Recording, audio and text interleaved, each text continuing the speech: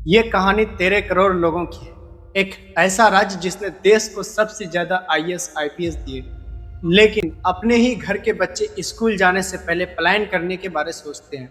ये वही बिहार है जहां मेहनत लीजेंड है लेकिन रोजगार लापता, जहां फसल सोना उगती है लेकिन खेत का मालिक खुद दिल्ली मुंबई के शहरों में कमाने चले जाते हैं, जहां का डॉक्टर बाहर नाम कमाते हैं लेकिन यहाँ का अस्पताल खुद वेटिंग लिस्ट पर है। सवाल ये नहीं कि बिहार पीछे क्यों है, सवाल ये है कि 77 साल की आज़ादी और करोड़ों की बजट और अनगिनत चुनावी वादों के बाद भी ये बिहार आगे क्यों नहीं बढ़ा।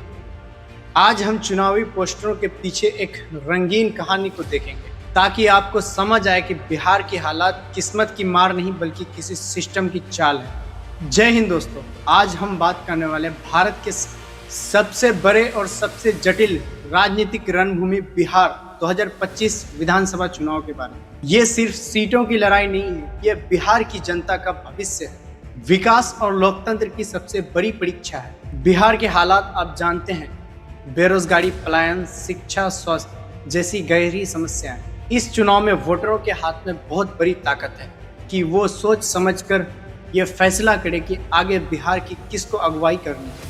देश के इस महत्वपूर्ण हिस्से में जो भी सरकार बनेगा उसकी जिम्मेवारी है कि वो गरीबी, बेरोजगारी, सामाजिक भेदभाव और विकास की वादों से निकाले। चुनावी लड़ाइयों के बीच जरूरी है कि हम हर पार्टी के वादों को देखें और उनकी रिकॉर्ड को देखें और आज की बिहार की हालात को देखें, फिर तय करें कि वोट किसे देना है।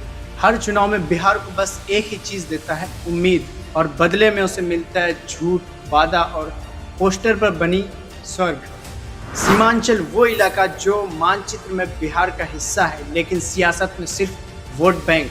हर 5 साल में नेता आते हैं, कभी टोपी पहनकर, कभी तिलक लगाकर, कभी जनता का बेटा बनकर, लेकिन जाते वक्त बना जाते हैं जनता को मूर्ख।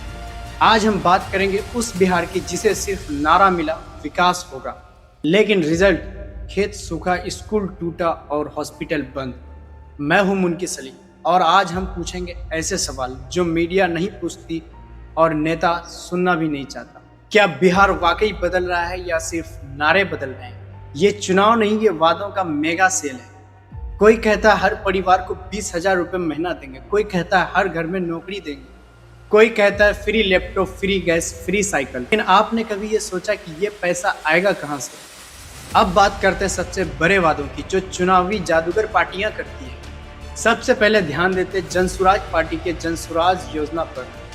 उनकी घोषणा है कि अगर उनकी सरकार आई तो प्रत्येक परिवार को महीने के 20,000 रुपये दिए जाएंगे। चलिए इस योजना का हकीकत में कितनी खर्च होगी इसका एक गणना करते हैं। बिहार में कुल परिवारों की संख्या लगभग 2 करोड़ 70 लाख है, जिसमें अभी 13 करोड़ से ज्यादा लोगों की आबादी समेटे हुए हैं।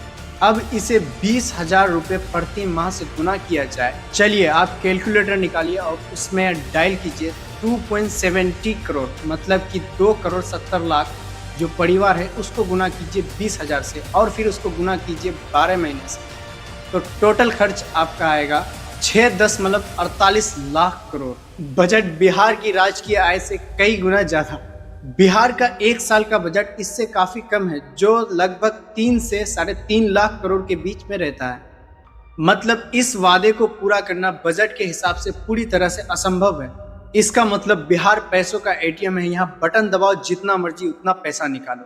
योजना निकालने से पहले एक बार कैलकुलेशन कर लेते हैं। 20 साल से बिहार एक ही फॉर्मूला पर चल रहा है, आरजेडी या जेडीयू, लेकिन फिर भी बिहार में विकास नहीं हो रहा। बिहार आज भी पीछे क्यों है?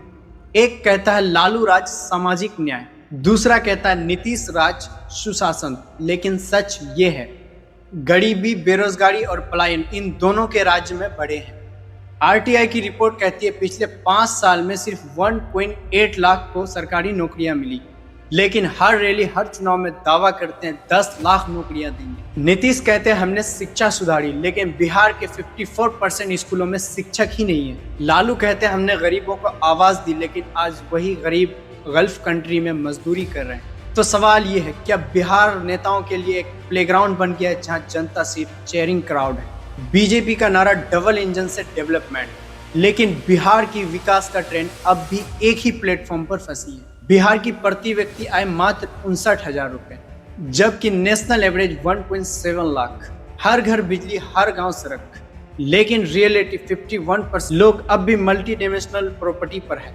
डबल इंजन सरकार का मतलब क्या है? एक इंजन दिल्ली में, दूसरा पटना में, और दोनों खींच रहे हैं पोस्टर पॉलिटिक्स का बोझ। तो सवाल यह है, बिहार का इंजन कब चलेगा या हमेशा सिर्फ बैनर पर ही दौड़ेगा? कांग्रेस कहते हैं हमने आज़ादी दिलाई, लेकिन बिहार के लोग पूछ रहे हैं, अरे भाई पेट कब आज़ाद होगा? 70 साल में इतने लीडर्स आए कि वोटर नाम भूल गए, लेकिन हालात वही है, गरीबी वही है, स्कूल वही है। सीमांचल के बच्चे आज भी नाव से स्कूल जाते हैं और नेता हेलीकॉप्टर से अपने रैलियां करती है। सवाल, विकास का हक किसका है? AIMIM कहती है हम सीमांचल की आवाज़ हैं, लेकिन ये आवाज़ कब एक्शन बनेगी? 2020 में 5 सीटें जीती, लेकिन फिर उनके 4 विधायक MIM को छोड़ के RJD में शामिल हो गए। सीमांचल के बदहाली में यहाँ का नेता का बहुत बड़ा हाथ है, जो अपने ज़मीर का सौदा कर लेते हैं। ओवैसी कहते हैं हम मुसलमानों, गरीब, दलित और आदिवासी की आवाज़ है, लेकिन सीमांचल के लोग कहते हैं हमें स्कूल चाहिए, रोजगार चाहिए, नेता नहीं चाहिए। ओवैसी ने संसद में और चुनावी मंचों में ये कहा कि हमें सीमांचल के 4 जिले किशनगंज, अररिया, कटिहार, पूर्णिया लिए एक अलग डेवलपमेंट बॉडी बने, जो बाढ़, शिक्षा, सड़क और रोजगार पर सीधा काम करे। अब MIM अपना GDA गठबंधन लॉन्च कर दिए हैं, जिसमें MIM मजलिस-ए-इत्तेहादुल मुस्लिमीन, ASP Azad Samaj party, AJP आजाद जनता पार्टी शामिल है, जो मिलकर के बिहार में चुनाव लड़ेंगे। हर चुनाव में नया स्कीम, कभी माँ बहन योजना तो कभी 20,000 प्रति माह हर एक परिवार।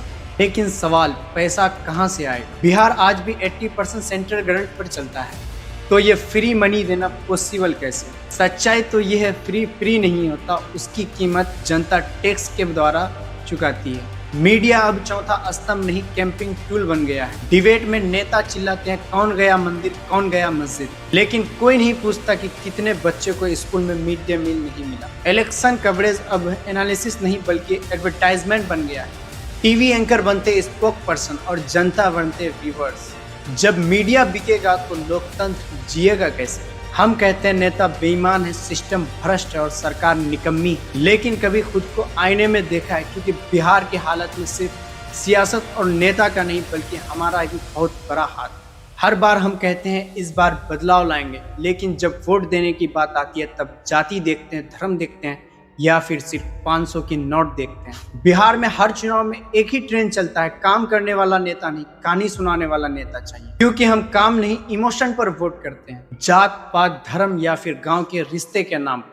हम उसी को चुन लेते हैं जिसने हमारे मोहल्ले में एक मंच सजवाया था, भले ही उस मंच के नीचे गड्ढा अब तक नहीं भरा हो। जब तक बिहार की जनता विकास बनाम जाति की लड़ाई में जाति को चुनता रहेगा, तब तक बिहार का भविष्य ऐसे ही पोस्टरों पर चमकता और जमीन पर गिरता रहेगा। अब बात करते हैं पलायन की। हर साल लाखों लोग बिहार छोड़कर दिल्ली, पंजाब, गुजरात, मुंबई कमाने चले जाते हैं और वहां जाकर कहते हैं कि उधर सिस्टम सही है, उधर रोजगार है। लेकिन आपने कभी ये सोचा कि वहां सिस्टम सही क्यों है? क्योंकि वहां के लोग सिस्टम से सवाल पूछते हैं। यहाँ हम और आप सब चलता है कहकर सब सह लेते हैं। बिहार का हर एक गांव टैलेंट से भरा हुआ है, लेकिन वो टैलेंट किसी और राज्य का GDP बढ़ा रहा है। हम अपने ही राज्य की मिट्टी छोड़कर किसी और के शहर की ईंट जोड़ रहे हैं और फिर कहते हैं बिहार पिछड़ा हुआ है। अब बात आती है शिक्षा की। हमारे यहाँ पढ़ाई का मतलब सिर्फ सरकारी नौकरी है। पेरेंट्स कहते हैं बेटा डिग्री ले लो, बाकी ऊपर वाला मालिक। लेकिन कोई ये नहीं पूछता कि स्किल क्या सीखी, समझ क्या बढ़ी, सोच क्या बदली। जब तक बिहार में रटने की रेस चलेगी और समझने की संस्कृति नहीं बदलेगी, तब तक यहाँ से IAS तो निकलेंगे लेकिन इनोवेशन नहीं। सबसे खतरनाक चीज है हमारी चुप्पी। भ्रष्टाचार दिखते हैं लेकिन हम कहते हैं क्या फर्क पड़ता है। सड़क टूटी है तो गड्ढे से बचकर बाइक निकाल लेते हैं। स्कूल में टीचर नहीं आया तो बच्चे को घर बुला लेते हैं, क्योंकि हमें लड़ना नहीं ढलना आता है और यही ढलना सिस्टम को मजबूत बनाता है। सच तो यह है कि बिहार को सिर्फ नेता नहीं, बिहार के लोग भी पीछे खींच रहे हैं, क्योंकि जनता सोती है तो सत्ता सपने देखने लगती है। अगर सच में बदलाव चाहिए तो सबसे पहले हमें अपनी सोच बदलनी होगी, क्योंकि विकास कोई स्कीम नहीं, वो एक आदत है और वो आदत हमें भी बनानी होगी। बिहार को बदलने के लिए सिर्फ नारा काफी नहीं, एक जागरूक वोटर चाहिए जो जाति नहीं जवाबदेही देखे। क्योंकि जनता जब सवाल करना शुरू करती है तो सत्ता जवाब देना सीख जाती है। अब वक्त है बिहार के लोगों को जागने का, सीमांचल के लोगों को बोलने का। अब हर रैली में स्लोगन नहीं, सवाल चाहिए। अब हर नेता से रिपोर्ट कार्ड मांगो, वादों का हिसाब मांगो, क्योंकि बिहार अब पोस्टर नहीं पावर बनना चाहता है। अब की बार जब वोट देने जाओ तो सोच समझ कर वोट दो, वोट नहीं जवाब दो, क्योंकि ये बिहार को बदलने वाला वोट है। मैं हूं मुनकी सलीम, मिलते हैं फिर एक नए सच के साथ, तब तक के लिए जय हिंद।